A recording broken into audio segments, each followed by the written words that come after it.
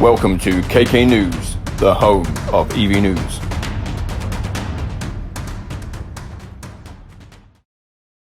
News number 4. Hello and welcome to KK EV News. If you've not been before, welcome. Please subscribe to the channel. And if you've not seen this one before, you might not have seen number 3, 2 and 1. Check them out, they're on the channel. Pretty relevant still to what's going on in the EV world. So get in there, have a look at them. Pretty informative, pretty educational if it's all new to you. If you know what you're talking about, even some of this stuff I grab hold of pretty quick on a daily basis might still be good to you. So here we go, here's number 1. Okay, let's start with the not so dynamic news of Subaru. They've got a car coming out, or should I say a 4x4 SUV off-road machine, which they are very capable of making. Problem is it's a Toyota. Basically it's a Toyota. Just rebadged and made at the Subaru plant with a stick-on badge, and it's called a Solterra. It'll be full electric. This is what the good thing about it, the only good thing about it. It will be full electric, not a bad looking tool. Nice front end, night lights like this. And then you've got the side view, which looks exactly the same as the Toyota, which is like that. Yep. So they're basically the same car, rebadged. To about 250 tops mileage. Real world will probably be around just over 200. And if you're taking it off-road, blimey, you're gonna be using them motors and using that battery heavily. You might be down to 150 mile range off-road. But hey, useful tool, I've been told. It should be anyway. Available about 2023 in full electric mode. So that's the Subaru. Renault have just revealed their new MEGANE. An MEGANE. So all you Renault lovers and followers out there can get yourself an full electric MEGANE pretty soon. I believe it's on the same platform as the Nissan platform they're sharing together. So it's pretty much a brand new MEGANE. Battery packs will be either 40 kilowatt or 60 odd kilowatt, giving a range of about 190 to 265 miles. In the real world about 220, 230. It will have rapid charging at around 130 kilowatt per hour on the right charger, especially when your battery's between 20 and 80, very similar to Mercedes and every other make and manufacturer. So that's a bit of a bonus for a MEGANE to have rapid charging, which I think we're all going to need sooner or later when we get onto the bigger battery packs. It should look like that, and the interior will look like that.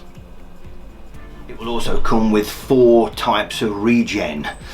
This will be done on the steering wheel. I think 0 will be hardly any regen, and then by the time you go up to number 3 or number 4, it will be like a 1-pedal drive, very similar to the BMW i3 and of course the Nissan Leaf.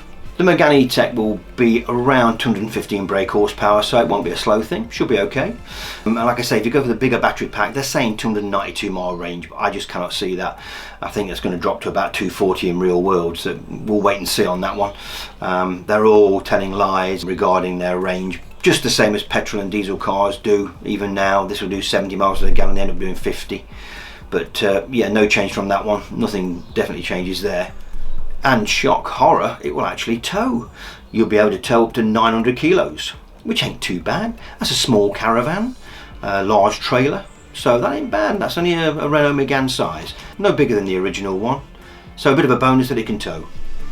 Sales will start, I believe, in very early 2022. No pricing as yet, so I would expect the base model with the smaller battery pack to be around the 32 grand. And if you go for the large battery pack, I bet it's more like 36, 37, which is a lot of money for a Renault MEGANE. Let's hope I'm wrong and it's cheaper.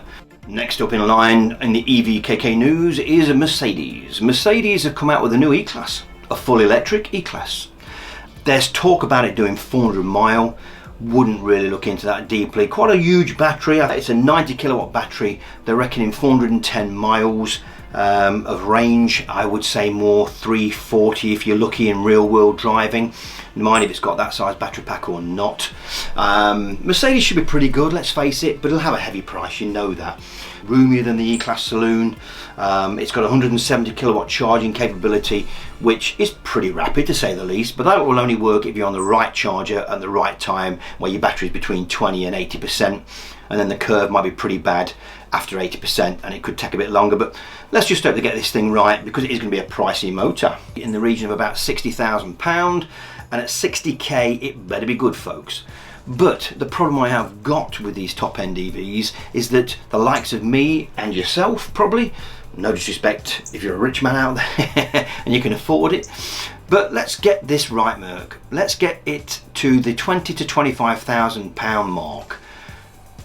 Get there rapid, because that's your marketplace, not just your 60 and top end. And a lot of people are looking at these top end EVs and thinking, rich men's toys, I'll never have one, never afford one, and I'll go anywhere. I will never have an electric car because they're too expensive. Well, let's get this concept changed. Let's get this £20,000 to £25,000 or under 30k Mercedes made that can do 250 mile. You're saying this thing here will do nearly 400. Come on, you know, you've got the technology. Get it into a package with a lower price. Take some of the toys out of it. People don't all want all the tech all the time. Get a base model for around 25k. Just saying. Next in line on the EVKK news today is Shell. Good old Shell are doing something good. They bought into a company that are putting up to around 50,000, yeah, 50,000, and there will be more, lamppost type or style chargers. These will be very useful in urban areas, and people who are saying that I've not got to drive for my so-called car, I can't have an EV, blah blah blah. These will be done on lampposts like that, which is great. And 50,000 is a drop in the ocean, but it's a real big figure to get going and started. So well done, Shell.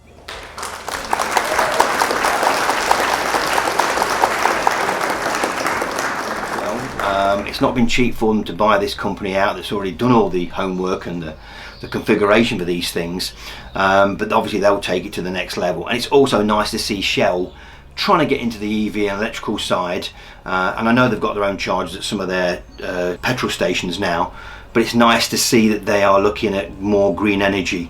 Let's just hope they stop oil exploration completely in the next 10 years and realise that it's not worth the money. Yes, we'll always need a bit of grease, we'll always need a bit of oil, but not mass exploration like we've got today, so there won't be any need for it. So well done, Shell.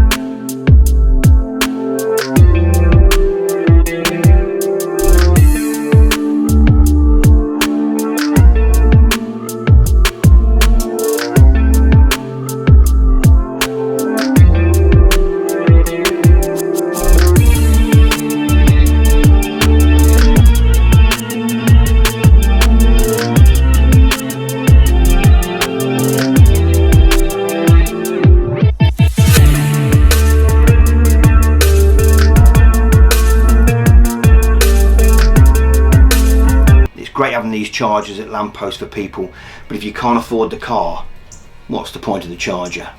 So let's get this pricing right first, back to Mercedes and BMW and everyone else, and let's hope that Tesla come up with this sub £25,000 super thing doing 250 mile range in the next 18 months to 2 years. We'll see. So thanks for watching EV News number 4. 5 is around the corner, be around 7, 10, maybe 14 days time. Hope you've enjoyed this one, bit of informative news for you. If not, can't help you any more than that. Happy days.